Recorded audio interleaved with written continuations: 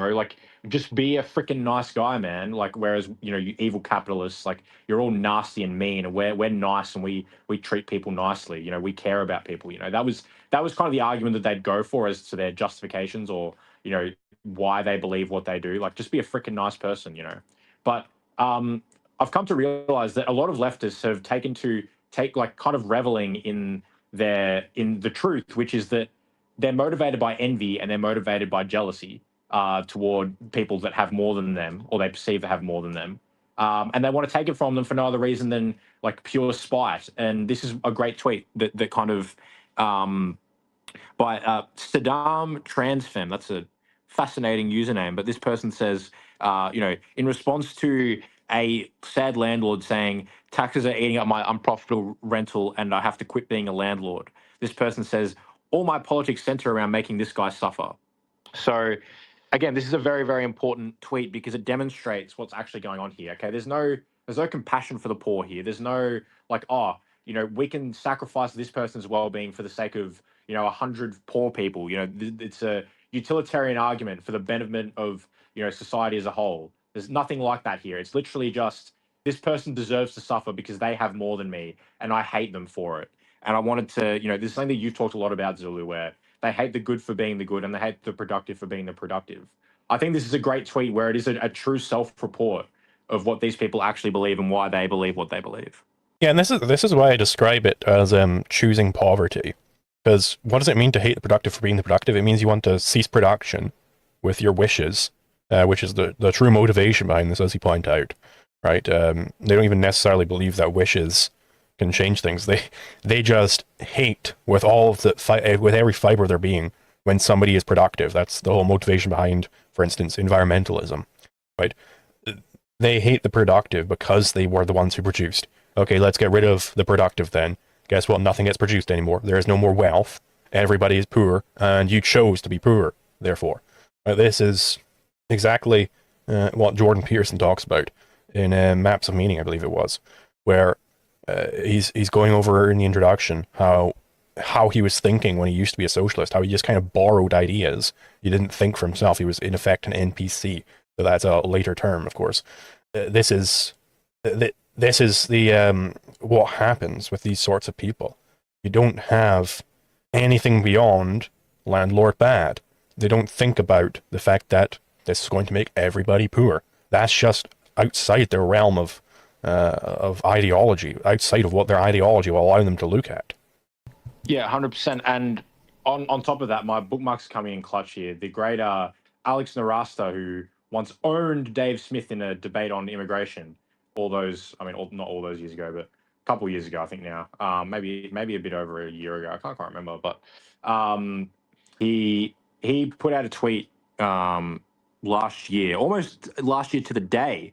It was on the 26th of June, 2020, 2025. It's now the 29th of June, 2026. So this tweet is just a bit over a year old, but I'm so glad I bookmarked it when I did because it came in useful over a year later. So that's awesome. But basically, he showed us this study where basically what they're looking at is which kind of aspects of someone's personality or attributes are most likely to predict their support for coercive redistribution.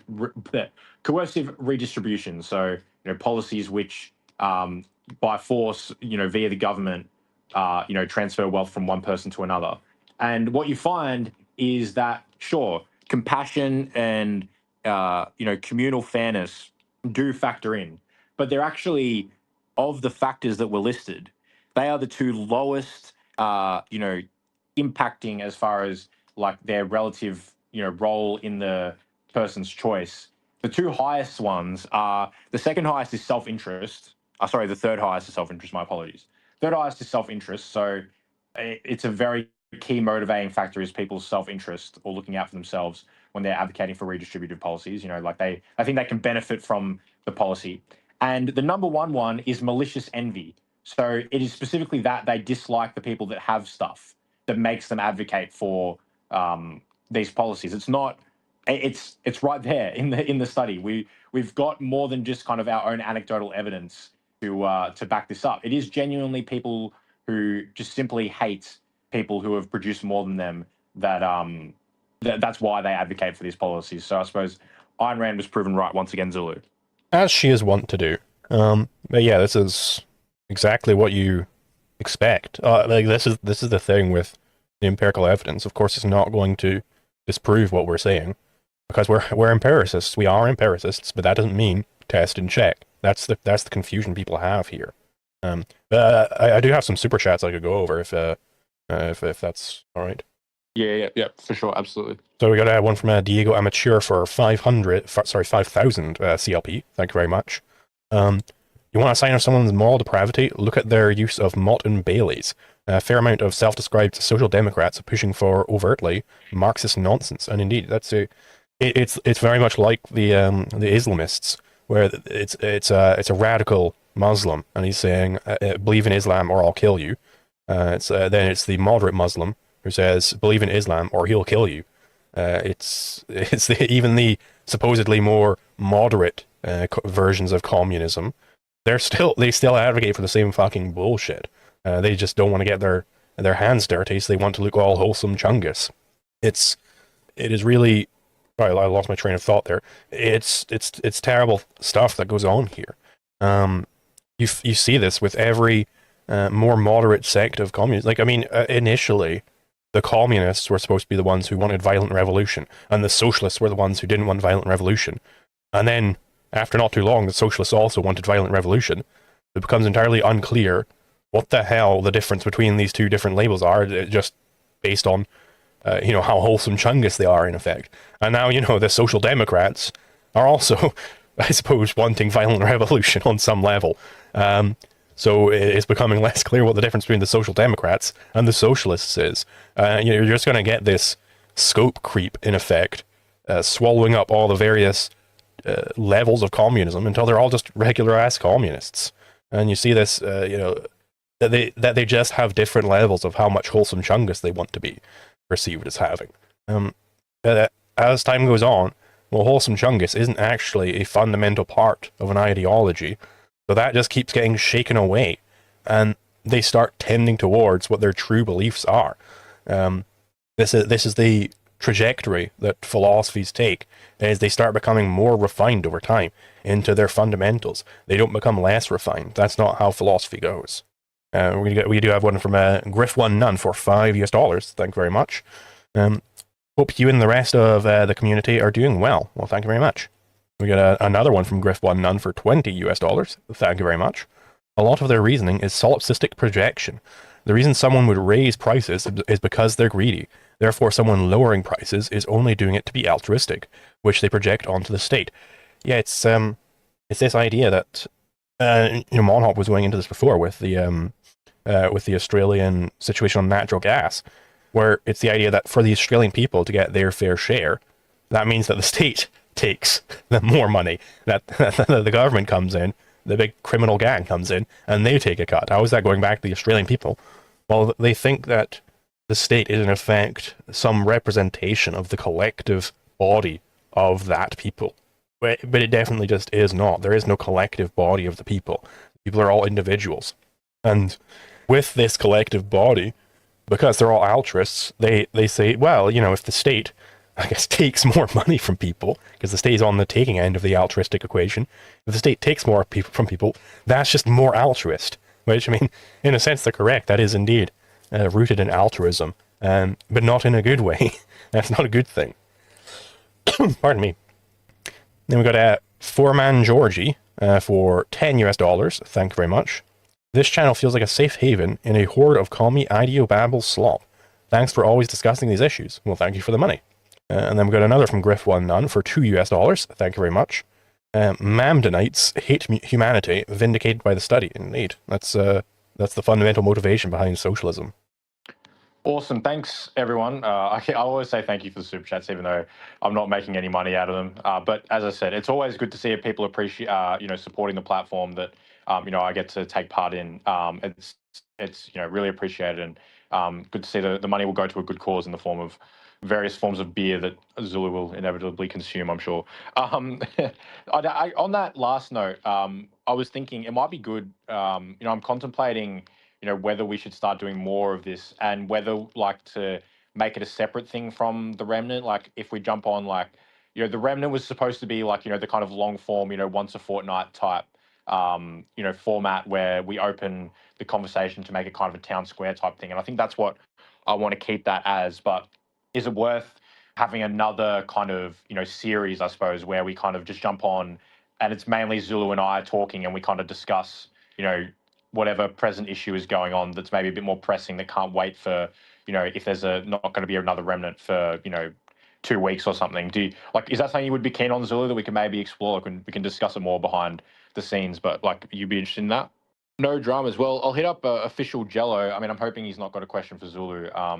But if you do, then maybe hold fire. We can discuss some other stuff. But if you don't, if it's not a particular question for Zulu, then please feel free to fire away.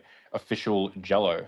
I think I will be holding my fire for now since it's mostly directed to Zulu. Though I think you should be able to answer it too if you think. Yeah, sure. All right, fire away, and then we can fill in Zulu when he gets back. That seems like a good. The topic I've been thinking about recently is the idea of punishment under ancap law. And from my understanding, there are basically two components, one being the restitution and one being the retribution. Restitution, to me, is pretty clear. If I steal $100 from you, I should give you $100 back. I should put you basically in the position prior to my aggression. I should make you whole.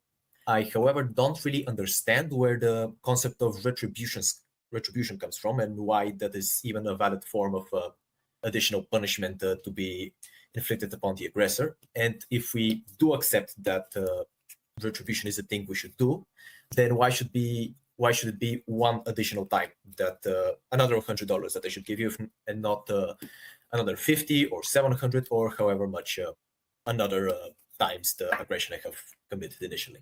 Yeah, it's a good question. So, as you kind of touched on, obviously, the purpose of restitution is to make the victim whole again.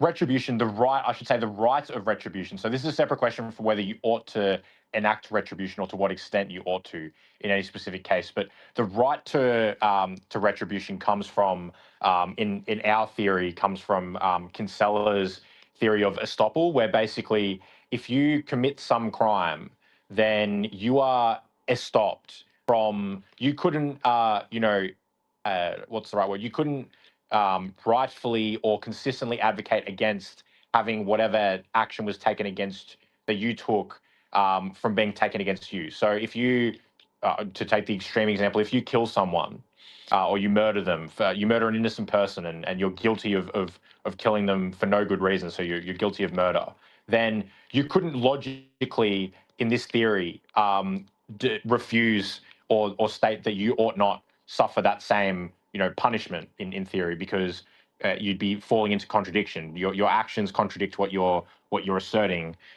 if you assert that you ought not be killed. So that's where the right to retribution comes from. Why it's limited to the extent to which or to the nature of the crime that was committed in the first place is simply because the right to retribution is scarce. So if I take $100 from someone, it's like, well, that $100 can't be taken again. So we can't just have a situation where unlimited amounts of money are being taken from someone from committing a crime. The whole point of it is what I set out, which is that if you steal $100 from someone, you couldn't justifiably say that someone shouldn't take $100 from you without your permission because you decided to do that in the first place. So does that kind of make sense, at least as far as like kind of where we're coming from for the justification for the legal right to carry out retribution? Yes, I get that, but I'll push a bit further. What about if I try to steal $1,000 from you, but for whatever reason I only managed to steal 100?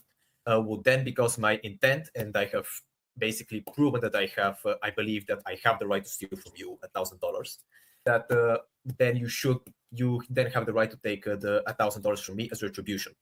That's actually a really good question. So to construct the analogy a bit better, or like to not better. Sorry, I get what you mean, but are you saying, like, let's say before going to carry out this theft, you told someone, "Oh, I'm going to steal $1,000 from this person."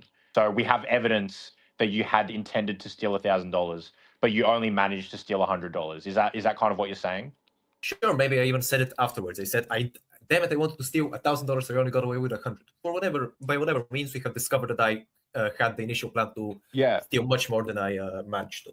So I think that what it kind of comes down to is that I don't think that intent is enough to prove that you, I suppose, obviously, that you intended to commit a crime, and so force can be taken against you to prevent that crime. But I don't think that proving intent stretches to the notion of retribution under this theory. And I suppose the reason for that is because no scarce good was actually taken. But like, I actually honestly, like, I can't really think of a strong argument for that position. I'd be interested to hear what Zulu thinks. I suppose the problem would be if you were to advocate for that view, the one that you're like hypothetically posing. Obviously, I understand you're not necessarily saying it yourself. You're posing it as a question, but could be that, you know, if you merely assert that, you know, you intended to kill someone in the past, like, it'd be weird for that to then carry with it,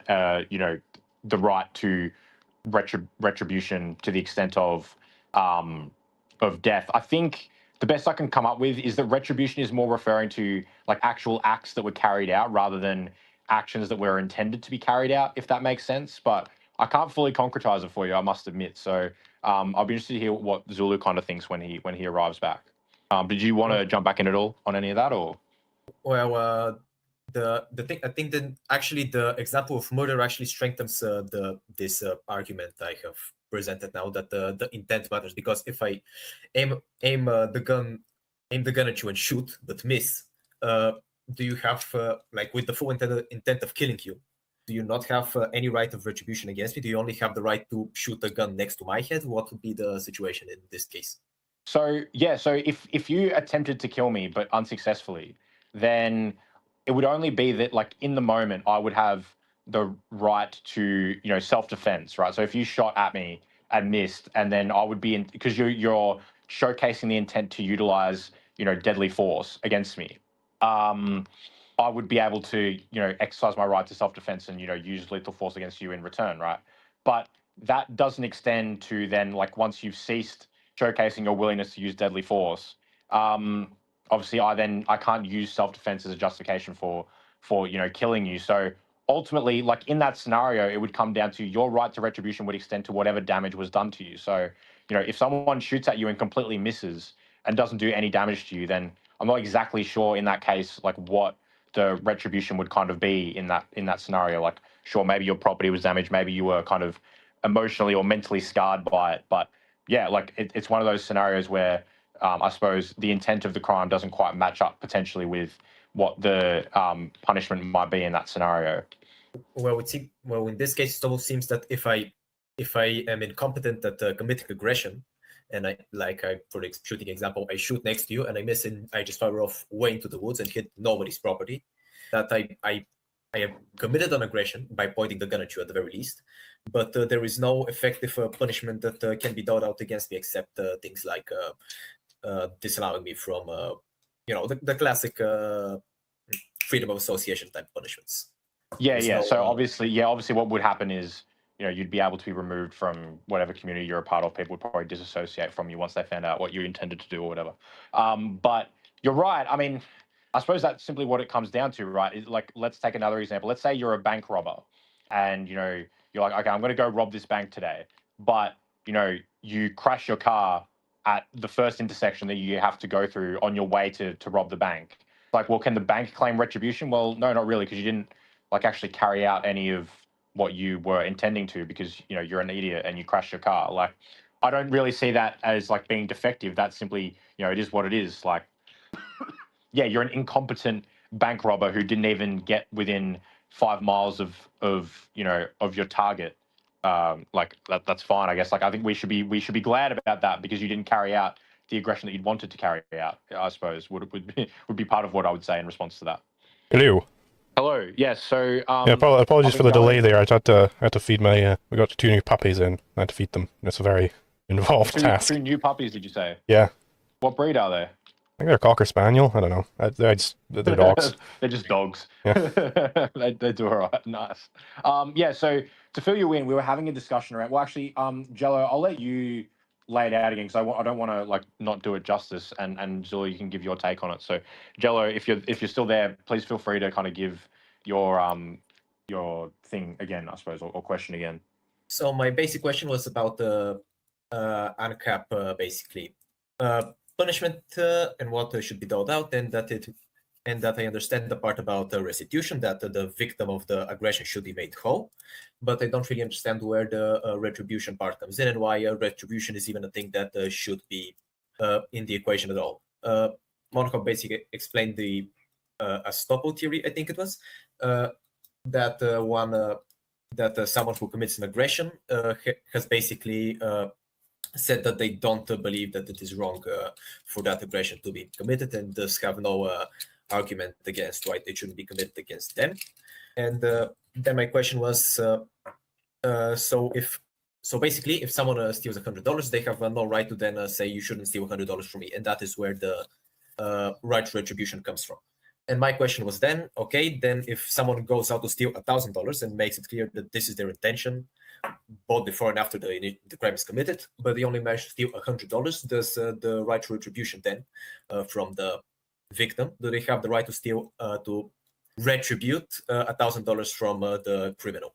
Yeah, I think they would, because if it's clear that that's what they were trying to do, they were attempting to do, well, then they're already going to be stopped from complaining about that. Somebody in chat brings up attempted murder. Like, yeah, that's probably the paradigm example. I try to kill you, you barely survive. I can't go like, well, no, he can only try to kill me, but not succeed. No, that's the success or failure of the action doesn't pertain to whether or not it is indeed a guilty action. I see. Well, Monaco basically had the opposite take, so I'll be interested to see what conversation comes from that. I see. Yeah, so I was kind of taking the tact that, so I used the example of a bank robber that, so we were talking about the case of like a super incompetent like killer, like let's say, I don't know, he plans to shoot you, but misses by, miles and shoots in the complete wrong direction and never even comes close to hitting you. And kind of, okay, would you then be justified in killing that person as retribution? And I suppose my take was, well, that could cause issues in certain cases. I mean, not that we should be basing on outcomes, but it is like an interesting thing to consider would be like, say you had this super incompetent bank robber who like makes all these declarations like, I am going to rob a bank and take $1 million from the bank. But in the process of trying to rob the bank, he gets into his like vehicle that's taking him to that he's using to get to the robbery and like crashes it at the first corner on the way there. Like, could the bank legitimately claim like retribution from that person? Like he was about to like supposedly carry out this crime, but he got nowhere close to actually committing it. So like, it's interesting to me that would lead to some kind of retribution claim for the bank in that scenario. I think it's mostly just an information problem. Like it would be difficult to demonstrate that this man was indeed going to rob the bank if he's like 30 miles down the road and he crashes, right? That's going to be very difficult to prove, but that doesn't really play on the theory. It's sort of like, well, why are threats bad? Well, threats are bad in our view, even just at the stage of declaration, right? You don't actually have to be carrying out the threat for it to be a crime yet. I think it's the same applies here. No, I get that. I agree that guy was in the process of committing a crime. I'm just wondering, like, what would you consider to be the just retribution for the bank there? Like, he hasn't actually taken anything from the bank. He hasn't even, like, hurt anyone. Like, he's just said, oh, I'm going to rob a bank and then crash his car. Like, what would the bank be taking as retribution? Well, so whatever would indeed be carried out during those actions, assuming they could be proven, which would be difficult to do. It would be the same as if I walked into a bank, pulled out my shotgun and said, I'm going to rob this place, and then suddenly I got teleported away or something. Well, I've already done. I still haven't harmed anybody or I haven't taken anything yet. But, as you start moving it closer and closer to that point, I think it becomes clear. And there's no real, point where it becomes different in kind, right? It's the same sort of crime the entire time that it's being carried out. Oh, shit. Sorry,